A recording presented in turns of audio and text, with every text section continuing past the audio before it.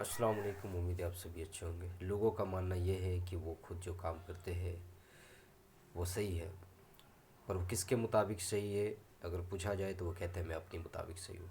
उनसे पूछा जाए कि इस्लाम में ये कहा गया है कि आप मानते हो, तो बोलते हैं हाँ मैं मानता हूँ। फिर वो कहते हैं कि मैं इस बात से मैं इत्तेफाक नहीं रखता क्योंकि मेरे अक्ल में नहीं आ रहा है। तो मैं बस पूछना चाहता हूँ, क्या आपका जो मयार है किसी चीज़ को जज करना, क्या वो आपका अक्ल है? अगर आपका अक्ल मयार है तो क्या ये अक्ल सबके पास नहीं है? इसके हिसाब से तो फिर अलग अलग मयार बन जाती है। फिर इस दुनिया में पॉसिबल ही नहीं है कि कोई ऐसा कानून बने जो सब फॉलो करे, क्योंकि सबका मयार अलग है। तो इसीलिए रब्बिल आलमीन ने इस दुनिया में एक ही मयार सेट किया, वो है अल्लाह का कानून, अल्लाह का डिक्री। वो है कुरान और सुन्नत, और शरीयत हमारे पास है मोहम्मद सल्लल्लाहु अलैहि वसल्लम के ज़रिए। तो अपनी अकल से ये जो पैरामीटर सेट करते हैं कि इस्लाम का ये पोर्शन अच्छा लगता है तो इसे लूँगा और उसे नहीं लूँगा, तो आपने अपने अकल को मयार सेट किया है कि इस्लाम की चंद बातों को मैं लूँगा और चंद को छोड़ दूँगा, बस इसलिए क्योंकि आपको वो कन्वीनियंस नहीं लगता है। जब कोई चीज़ कन्वीनियंट नहीं लगता आपको तो उसके हिसाब से आप चलते हैं। तो इसका मतलब क्या है, कहीं ना कहीं इसमें आप अपने एक फेलियर पाते हैं।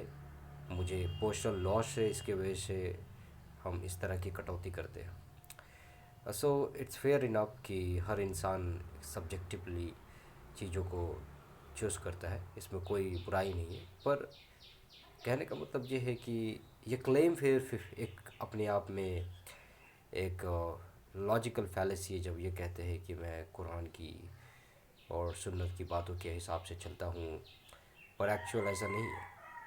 अक्सरियत जो है अपने हिसाब से ही चलते हैं, बस सहारा ले लेते हैं कुरान और सुन्नत का, ताकि ये सो कॉल्ड लेवल जो है उनके ऊपर लगा रहे और वो दिखा सके दुनिया को कि हम देखो कितना जस्टिफिकेशन के हिसाब से हम हर चीज़ को जज करते हैं।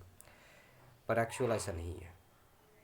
अक्सर वो इंसान बस अपने ही तरीके से चलता है, इसलिए क्योंकि उसे अपने फील्ड में फ़ायदा होता है।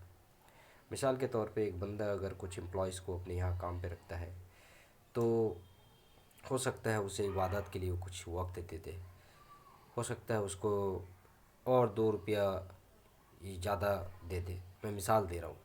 तो इसका मतलब ये नहीं है कि वो बंदा जो है बहुत कुरान और सुन्नत फॉलो करने वाला, बिल्कुल नहीं। क्योंकि ये उसके हिसाब से सही लगता है इसलिए उसने किया, और ये करने के पीछे भी एक पर्पज़ होता है। पर्पज़ ये होता है कि कहीं ना कहीं अपने आप को एक ग्रेट समझना कि मैं एक ग्रेट पर्सनैलिटी हूँ, तो मैं लोगों को बहुत टेक केयर करने वाला हूँ। ये जो थॉट प्रोसेस है ना, ये कहीं ना कहीं एक बायसनेस है। ये बायसनेस जो है इसको हम लोग कहते हैं सेल्फ इंक्लाइन।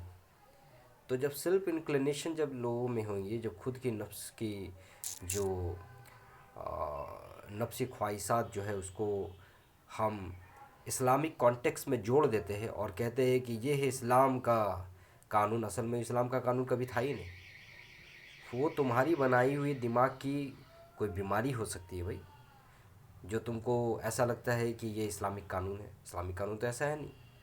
इस्लाम का कानून जो इस्लाम में कुरान और सुन्नत के अकॉर्डिंग और शरीयत में बता दिया गया है, और उसके बाद आपको अगर कुछ अच्छा लगता है या बुरा लगता है और उसके बाद आप डिफ़र करते, इट्स अप टू यू।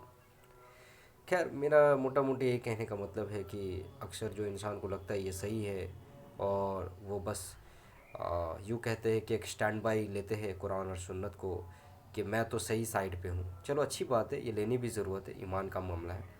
मगर ये हन मैं यूँ कहूँ कि 80% से 90% वो एक्चुअल अपनी तरफ होते हैं, ना कि कुरान और सुन्नत की तरफ होते हैं, और यही दर हकीकत है। अल्लाह हाफ़िज़।